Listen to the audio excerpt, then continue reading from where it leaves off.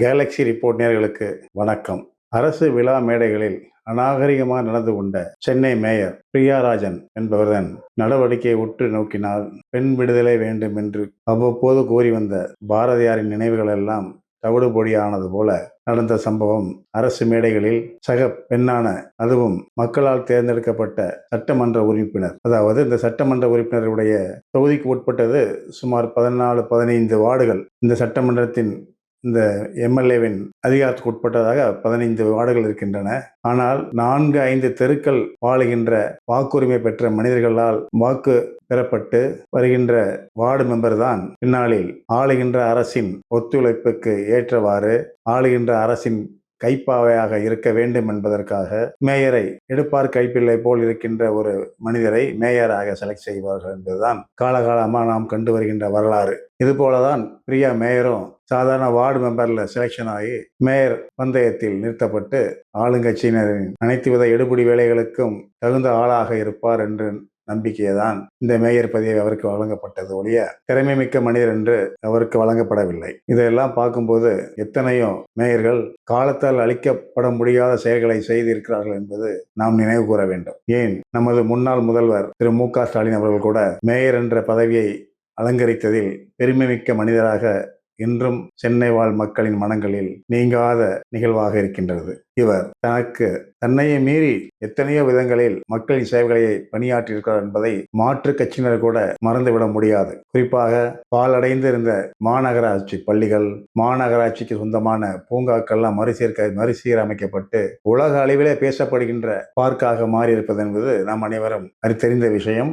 நாம் அன்றாட அந்த பார்க்கை பயன்படுத்தி கொண்டு வருகிறோம். இது மட்டும் இல்ல, சென்னை நகருக்கு தேவையான இடங்களில் அருமையான மக்களின் உபயோகத்திற்கு தேவையான பெருமை மிக்க மேம்பாலங்களை கட்டுவதற்கு முன்னோடியாக இருந்து உழைத்தவர் தான் நமது முன்னாள் முதல்வர் மு.க. ஸ்டாலின் அவர்கள். இதை கூட மக்கள் எந்த காலத்திலும் மறக்காத ஒரு நீங்காத நினைவாகவே இவைகளெல்லாம் நிலைத்து நிற்கும் என்பதில் மாற்று கருத்து அல்ல. இதே போல அதிமுகவின் மூலமாக பெறப்பட்ட சைதை துரைசாமி அவர்கள் அருமையான மேயராக மக்களுக்கு காட்சியளித்தார். இவர் கூட மு.க. ஸ்டாலின் அவர்களுக்கு சளைத்தவர் இல்லை என்பதை அவ்வப்போது நிரூபித்தார் என்பதும் நாம் அன்றாட கவனித்துக் கொண்டு வந்திருந்தோம். இவர் கூட அம்மா உணவகங்கள் மற்றும் மக்களுக்கு தேவையான ஆரோக்கியமான மருத்துவ உபகரணங்கள், கார்ப்பரேஷன் மருத்துவமனைகளுக்கு தேவையான வசதிகள், மக்கள் எளிமையாக மருத்துவம் பார்த்துக் கொள்வதற்கு ஏதுவாக அனைத்து நடவடிக்கைகளையும் எடுத்திருந்தார் என்பது நாம் அனைவரும் நன்கு அறிவோம். இதுபோல திமுகவின் கணேசன் அவர்கள் பெருமை மிக்க மனிதராக திமுக அரசின் மூலமாக இருந்த மேயர் தான். இவர் கூட மக்கள் பணிகளை ரொம்ப சீரிய முறையில் சிந்தித்து செயலாற்றக்கூடியவர், அளவாக பேசக்கூடியவர்,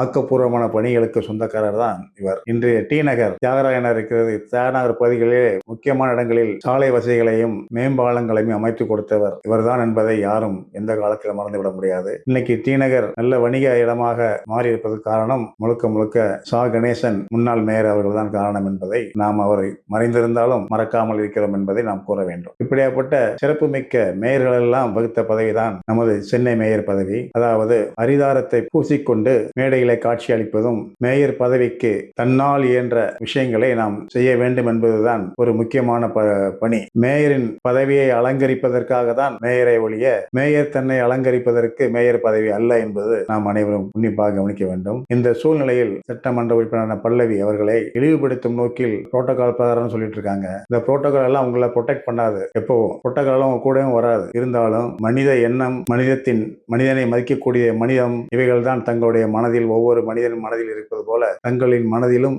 ஆழ்ந்து இருந்திருக்க வேண்டும். இது போன்ற சில விஷயங்களில் உங்களின் நடவடிக்கை கேலிக்கூத்தாக நாங்கள் அனைவரும் தொலைக்காட்சி மூலமாக பல்வேறு காலகட்டங்களில் நாங்கள் கவனித்து வந்திருக்கிறோம், பார்த்து வந்திருக்கிறோம். உங்களுக்கு பதவிக்கான ஒரு பக்குவம், ஒரு பகுத்தறிவு தங்களுக்கு இல்லை என்பதை எல்லா நிகழ்ச்சிகளின் மூலமாக நாங்கள் அறிந்து கொண்டோம் என்பதை மக்கள் மறக்க மாட்டார்கள். நீங்கள் உங்களை சற்று சிந்தித்து பார்த்து, இருக்கின்ற குறைந்த மாதங்கள் கூட நீங்கள் மேயராக இருந்தாலும் நீங்கள் உங்களை திருத்திக் கொள்ள வேண்டும் என்பதற்காக தான் உங்களுக்கான பதிவாக இது அமைய பெற்றது. மேலும் ஆசிரியர்கள், அதாவது 15-20 வருஷமா கன்சல்டன்ட் பேல கிட்டத்தட்ட ஒரு 30-40 அரசு பள்ளிகளில் பணியாற்றி வருகிறார் இருக்கிறார்கள். இவர்களுக்கு கன்சல்டி பேன்னா மிஞ்சி போனா மாசம் 20,000 ரூபாய் தான் இருக்கும். இவங்கெல்லாம் எம்ஏ, எம்எட், பிஎட் போன்ற உயர் படிப்புகளை படித்த ஆசிரியர் பெருமக்களாக தான் இருக்கிறார்கள். இவர்களுக்கு கன்சல்டி பே வழங்கக்கூடிய வருஷத்துக்கு 12 மாதம் சம்பளத்தில் மே மாதம் வழங்கப்படுவதில்லை என்பதுதான் மிகவும் எல்லோரும் வருத்தப்பட வேண்டும். இந்த விஷயத்திற்கு அதாவது மே மாதத்தில் பள்ளிகள் இல்லாததால் இவர்களுக்கு சம்பளம் இல்லை என்கின்ற ஒரு அவல நிலை.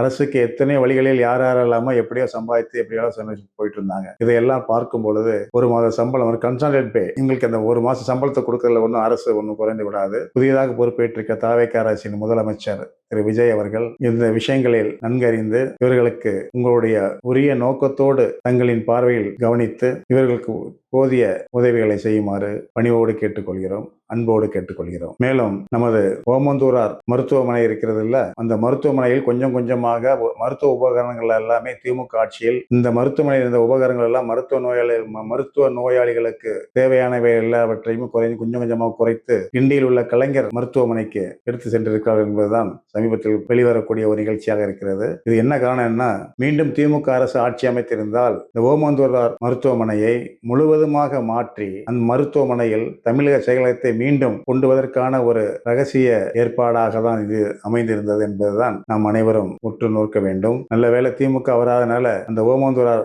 மருத்துவமனை பொதுமக்களுக்கு தொடர்ந்து மருத்துவ பணிகளை மேற்கொள்ளும் என்பதில் எந்த விதமான மாற்றம் இருக்காது. இது போன்ற உள்நோக்கத்துடன் செயல்பட்டு மக்களை திசை திருப்பின்ற விதமாக நமது கோயம்பேடு பஸ் நிலையம் வண்டலூர் அருகே மாற்றப்பட்டிருப்பது, கிளாம்பாக்கம் என்னும் ஒரு இடத்தில் மாற்றப்பட்டிருப்பது மிகவும் வருந்தத்தக்கது. இது போன்று மக்கள் அமைதியாக இருக்கிறார்கள், நாம் எதையும் செய்தால் செய்து விடலாம் என்கிற உள்நோக்கில் சில தவறான மாற்றங்களை திமுக அரசு தொடர்ந்து செய்து வந்ததனால்தான் மக்களிடையே ஒரு விழிப்பான வரவேற்பை பெறவில்லை என்பதும் திமுக அரசின் தோல்விக்கு காரணமாக தான் இது போன்ற நடவடிக்கைகள், தேவையில்லாத ஒரு சில நிகழ்வுகள் தான் திமுக அரசை பின்னோக்கி திருப்பி இருக்கிறது என்பதுதான் நாம் அனைவரும் அறிந்து கொள்ள வேண்டும். நன்றி, வணக்கம்.